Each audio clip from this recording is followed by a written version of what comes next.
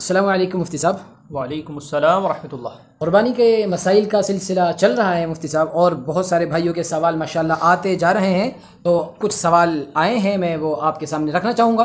ناظرین، اگر آپ ہمارے چینل پر نئے ہیں تو ہمارے چینل کو سبسکرائب کر دیں اور بیل آئیکن کو بھی دبا دیں تاکہ ہر آنے والی ویڈیو آپ کو پہنچتی رہے۔ تو مفتی صاحب، حاجی انوار صاحب ہیں مانیہ والے سے، وہ سوال کرتے ہیں کہ ایک شخص نے ایک جانور 10,000 کا خریدا اور پھر اسی جانور کو قیمت بڑھا کے یعنی 14,000 میں بیچ دیا۔ اب وہ بعد میں اسی 14,000 کے بیچے ہوئے جانور میں اپنا حصہ کر سکتا ہے یا نہیں کر سکتا ہے؟ جی بسم اللہ الرحمن الرحیم۔ یہ سوال کافی آتا ہے اور اس کے متعلق اگرچہ جواب دے دیا گیا تھا ان کو بالمشافہ، لیکن اس کا آپ نے جو لیا ہے سوال یہ بھی اچھا کیا تاکہ لوگوں کو جو ہے تسلی ہو جائے۔ دیکھیے، ایک شخص نے جانور 10,000 کا خریدا، پھر کسی کو 14,000 کا بیچ دیا۔ جی، 6 لوگ اس میں شریک ہو گئے ہیں۔ اس نے کہا کہ بھائی 7واں مجھے رکھ لیجئے، 14,000 کا ہے تو 2,000 روپے میرے بھی لے لیجئے، یعنی جتنے پیسے دوسروں نے دیے اتنے پیسے اس نے بھی دیے، تو یہ شریک ہو سکتا ہے، کوئی حرج کی بات نہیں۔ جہاں شریک ہونا منع ہے مولانا، وہ اس طرح منع ہے کہ اس شخص نے ان کو 14,000 کا جانور بیچا اور ان سب سے پیسے لیے 14,000 کے حساب سے، لیکن اس نے اپنے پیسے دیے 10,000 کے حساب سے، تو اب یہ ناجائز ہو جائے گا۔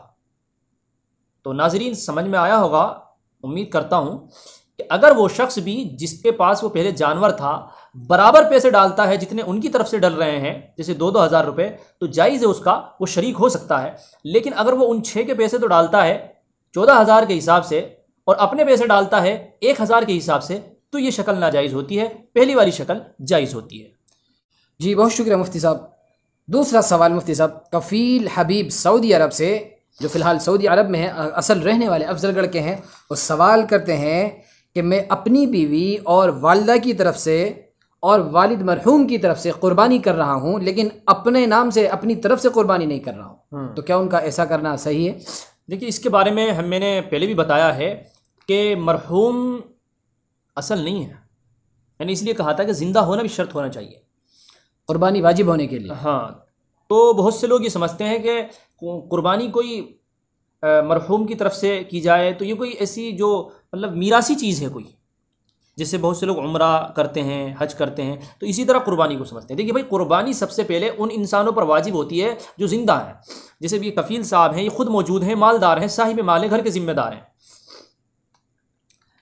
تو ان پر قربانی واجب ہے، ان کو خود کو قربانی کرنی پڑے گی۔ اسی طرح سے اگر ان کی وائف ہے، وہ سونا لے کر کے آئی ہے اپنی مائی کے یہاں سے، اور اس کے پاس میں الگ سے مہر کے پیسے رکھے ہوئے ہیں، جس کی مالکن وہ خود ہے، اور عام طور سے آج کل ہمارے معاشرے میں یہی ہوتا ہے کہ لڑکی اپنے ماں کے یہاں سے سونا لے کر کے آتی ہے اور اس کی مالک وہ خود ہی ہوتی ہے، جی، اور لڑکا جو اپنی بیوی کو سونا چڑھاتا ہے یا کمائی ہوتی ہے اس کا مالک وہ خود ہوتا ہے۔ تو اس لیے عام طور سے آج کے دور میں ہر میاں اور بیوی پر، شوہر اور بیوی پر الگ الگ قربانی ہوتی ہے، تو پہلے ان کو کرنی چاہیے۔ ان کی والدہ زندہ ہیں اور ان کی والدہ کے پاس میں بھی اگر سونا ہے یا پیسہ رکھا ہوا ہے الگ سے، تو ان پر بھی قربانی واجب ہوگی۔ ان سب کی ادائیگی کرنے کے بعد میں اب اگر آپ کا دل چاہ رہا ہے تو اپنے مرحوم والد کی طرف سے کر سکتے ہیں۔ تو پہلے جن لوگوں پر واجب ہے ان کی طرف سے کی جائے گی، بعد میں آپ کی گنجائش ہے تو آپ اپنے والد صاحب کی طرف سے کر سکتے ہیں۔ مرحومین کے لیے بعد میں حکم ہے، پہلے جو لوگ زندہ ہیں اور ان پر قربانی واجب ہے ان کی طرف سے قربانی کرنی ہوگی۔ جی بہت شکریہ مفتی صاحب، آپ نے مسئلہ بالکل واضح انداز میں بتا دیا ہے۔ صاحب، ایک بھائی کا سوال تھا کہ بیوی شوہر پر الگ الگ قربانی واجب ہے۔ ناظرین، اس کا جواب مفتی صاحب دے چکے ہیں، تو اگلا سوال ہم یہاں پر لے لیتے ہیں۔ قاری حفظ الرحمان بن قاری حسیب الرحمان سعودی عرب القصیم سے ہیں، سوال کرتے ہیں کہ بہت سے نوجوان، خاص طور سے سعودی عرب والے، ایسے ہوتے ہیں کہ ان کے پاس اپنے کچھ پیسے رکھے ہوئے ہوتے ہیں، یعنی ماں باپ کو بھیجتے رہتے ہیں کچھ 2-4 ہزار بچا کر کے، اپنے پاس بھی 30-50 ہزار لاکھ روپے، اسی طرح سے یعنی 40-50 ہزار روپے اپنا جوڑ رکھا ہے۔ یا اسی طرح سے اپنے انڈیا کے اندر بھی بہت سارے نوجوان کچھ پیسے بچا کر کے اپنا جوڑ لیتے ہیں 40-50 ہزار روپے، تو کیا ایسے شخص پر بھی قربانی واجب ہوگی، ایسے نوجوان پر؟ جی مولانا، یہ بڑا اہم سوال ہے اور انہوں نے اس میں ایک لفظ مجھ سے اور معلوم کیا تھا، میں اس کا جواب اگرچہ انہیں دے چکا تھا کہ ایسا شخص اس پہ قرضہ ہو گیا ہے، الگ سے پیسے بھی ہیں لیکن اس پہ قرضہ ہو گیا ہے، تو یا وہ قربانی کرے یا نہیں کرے، تو وہ ایک الگ سوال تھا۔ لیکن بہرحال یہ سوالات اچھے ہیں۔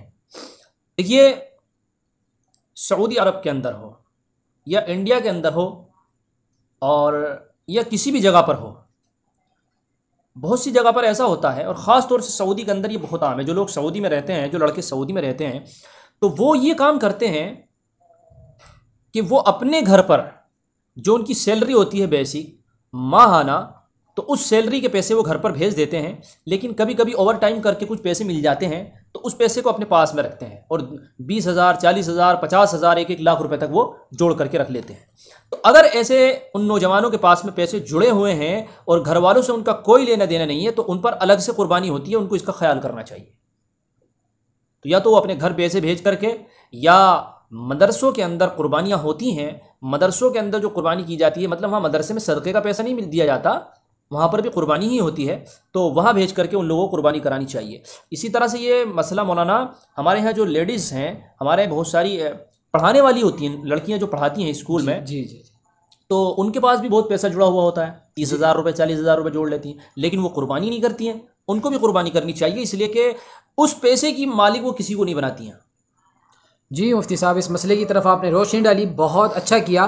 اور یہ بہت زیادہ ناظرین یہ مسئلہ پیش آتا ہے کہ ٹیچرز، لڑکیاں، لڑکے جو پڑھاتے ہیں وہ اپنے پاس پیسہ جمع کر لیتے ہیں۔ آپ نے سنا کہ ان پر بھی قربانی واجب ہے، ان کو بھی کرنی چاہیے۔ لہذا میں سمجھتا ہوں کہ آپ اپنی ذمہ داری سمجھ کر اس ویڈیو کو زیادہ سے زیادہ لوگوں تک شیئر کریں اور ہمارے چینل کو سبسکرائب بھی کر دیں۔ جزاک اللہ۔